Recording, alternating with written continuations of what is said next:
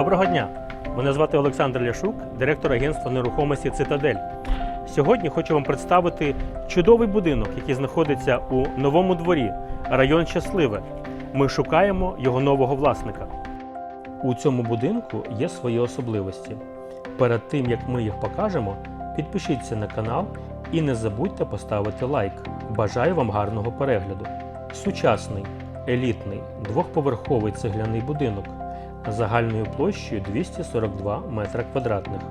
Побудований в 2018 році на приватизованій земельній ділянці площею 10 соток.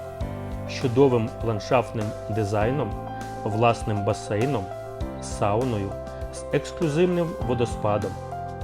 Нові власники зможуть насолоджуватись щодня цією красою.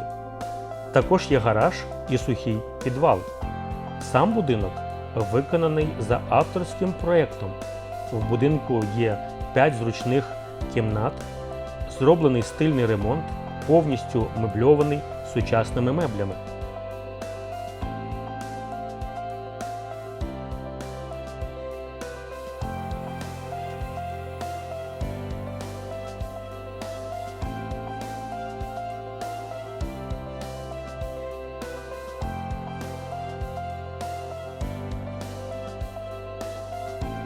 Наявна вмонтована техніка, кондиціонери.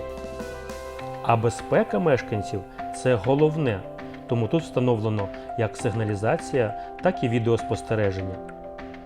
Крім того, потурбувалися і про всі види опалення. В даному будинку є електроопалення, газове опалення та також твердопаливний котел. Крім того, є ще багато особливостей даного будинку.